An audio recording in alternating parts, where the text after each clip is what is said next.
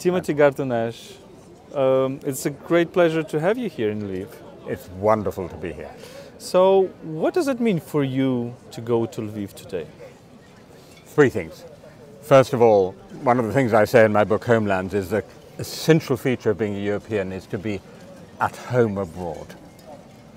You're in a foreign country, but you feel at home as a European, so I feel at home here. Secondly, I'm in Central Europe.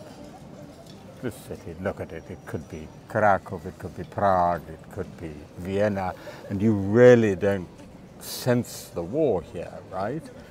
But at the same time, that's the third thing, this is a country at war, and the future of Europe is going to be decided by the outcome of this war. This morning, I was at a very different scene here in Lviv. I was visiting the Unbroken Rehabilitation Clinic, talking to soldiers who'd lost legs and lost arms and so on. I think we will talk about this a bit later, but it's interesting that really we are in the landscape of a Habsburg Empire here in Lviv, Completely. right? So Lviv, Lemberg, Lviv, it's one of the greatest cities of that time. Leopolis, yeah. You're living in the Leopolis Hotel, right? yeah. And I've just come from Italy, where, by the way, their word for Lviv is Leopolis. Okay. Yeah. So the city of a lion, we can say, Yeah. right? But and I have the impression that if we take like the 1990s, and you describe it in your book, History of the Present, how you were traveling to Ukraine as well, that you kind of felt that this is Europe in Lviv, but then you go farther east, even to Kyiv or to cities like Kharkiv, maybe not you, but maybe people would say that, okay, this is something different. And I think in this war, we also see expansion of Europe, expansion of this visibility of Europe farther east. What do you think? Absolutely, and not only that, Central Europe is moving eastwards. And so we had this remarkable spectacle of journalists who'd never been to Ukraine standing in Kyiv or even in Kharkiv and saying, here we are in the heart of Europe, at the center of Europe. So there's no question that it is. But it's also important to say that Europe doesn't end at any single clear line, right? Somewhere between St. Petersburg and Vladivostok, somewhere between the European part of Istanbul and the Persian frontier, somewhere between the south of Italy and the Maghreb, which for the ancient Romans and Greeks was the Mare Nostrum, and of course across the Atlantic, Canada would be a perfect member state of the EU. Yeah. So Europe doesn't end at any single clear line. So yes, our sense of Europe is expanding, but crucially, our sense of who belongs in a European political community, economic community, and security community is expanding. And what is Europe for you? Because I would give my definition. Europe is a continent which actually went through a lot of violence, produced by itself. So we cannot just close our eyes on this violence. And it is colonial violence, it is imperial violence, it is Holocaust violence, it is World War II violence. But after all these experiences, it has been trying to build a society in which the space for violence is as reduced as possible. What is for you? How long do we have? So first of all, I want to repeat that really simple, personal, experiential definition. Feeling at home abroad. Europe is the place where, as Europeans, we feel at home abroad. That's really important, and that's unique to this continent. Secondly, I couldn't agree with you more. It's the place where we all come from bad and difficult pasts and have a kind of elementary will to belong together to build a better Europe, a better place. The tragic point is, of course, that if we'd had this conversation in 1991, we would all have thought those bad pasts were behind us and we were going to a better future, which was Europe. In the meantime, we had 5 wars in former Yugoslavia, and then we have the war in Ukraine. So the bad past is also the present. We are now in Lviv. Lviv just seems to be very peaceful city, but actually there are airstrikes, missile strikes. There are people who can be dead from the missile strikes, and there are lots of soldiers who are in the eastern southern part of Ukraine, who are on the front line, who are from western Ukraine. And you just said that you visited this hospital, and at the same time we see kind of a fear from many people from Europe, from States, from some other parts of the world to come to Ukraine. Fear that Ukraine is all about ruins, that you cannot survive a night here, etc. What would you say to people? Why it is important to come as you come? Why it is important to be present here? So first of all, just on the war being here.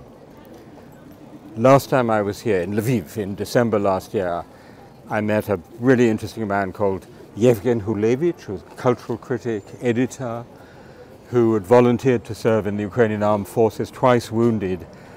When I met him early December last year, he was just about to go back to the front, and he was killed in the fighting around Bakhmut on the last day of last year. And yesterday I visited his grave in the Field of Mars, the military cemetery, and the number of graves had simply doubled. I mean, so it's sure as hell is here. You're right. People are incredibly nervous about coming here because they think that the bomb is going to be landing on your head any day. I remember a wonderful poem by Zbigniew Herbert, the great Polish poet, about why it's called Powrót Pana Kogito, the return of Pan Kogito. Why am I going back to Poland? He said, because I can't stand the nervous tension outside. And so there's a paradox there, that people feel the fear almost more outside than inside. It's so important to be here because there's nothing to compare with being there. In just 2 days in a place like this, talking to the wounded soldiers, talking to ordinary people, you can learn more than in 2 years from books. You need to read the books too, but there's nothing to compare with being there. And secondly, because the conversation with Ukrainian intellectuals, with people like you, is enormously enriching. And I think it's really important to have that conversation, quite apart from the sense of manifesting solidarity, which is also an important European quality. You've talked to wounded soldiers. What emotion, what experience do you get from them? So they were amazing. Most of them volunteers, 20s, 30s, lost a leg, lost an arm, other serious injuries. All of them determined to get well again because they want to go back to the front to support their comrades in one capacity or another, which is just extraordinary, very moving to see. By the way, also very realistic about how difficult it is at the front and how difficult it is going to be to recapture territory. That was also very interesting. And I will never to my dying day forget a conversation I had this morning with one man who lost a leg near Bakhmut. And I said to him, what do you think is the key to victory? And I was kind of expecting, F-16s or more weapons or more support from the West. And he said, motivated people. That was it. That was incredibly powerful. And I said to him, you mean volia, that great Ukrainian word? And he said, exactly, volia. Can peaceful societies and societies at war understand each other? Because, it's for Ukraine, it's it's also difficult to find common understanding because between people on the front line and people in the rear, frankly speaking. Really? It's completely different Yeah, experience. I mean, none of us can understand what it's like to be. But yeah. it's also difficult to maintain this understanding between people who are living in a peaceful world. They might know about the war, they might learn from the news, but they don't have this experience. So here's the shocking fact. In the Second World War, you only had black and white newsreel by war reporters, if that. Now we all have this thing we're being filmed on, so that we have real-time footage from Azovstal and from the front line. And yet we still have the same problem, the gulf of existential understanding.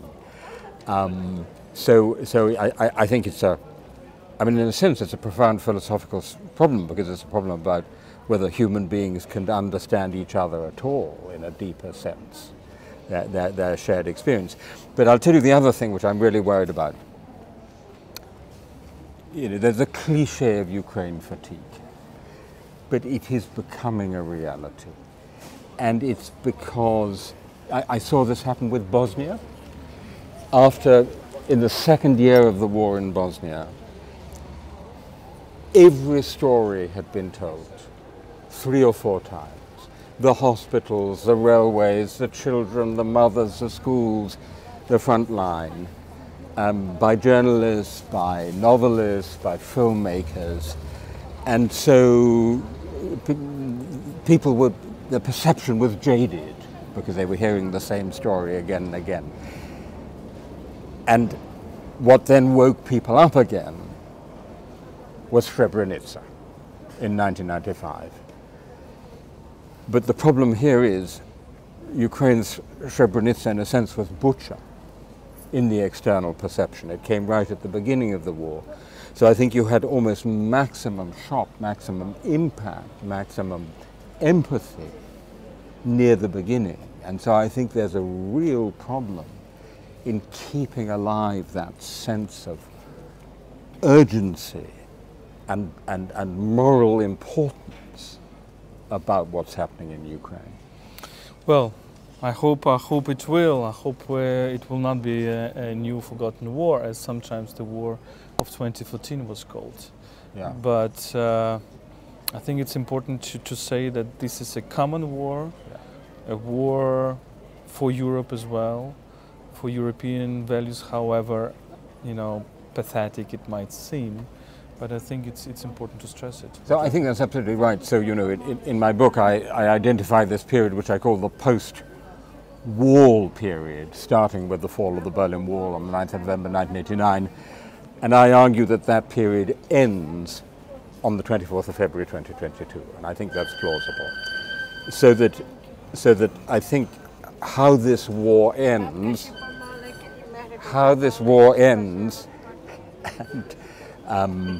and what kind of peace we get to, will define the nature of this new period, the period that actually begins, of European history that actually begins on the 24th of February 2022. Timothy Garton Ash, thank you so much for coming here and for talking. Pleasure. Thank you.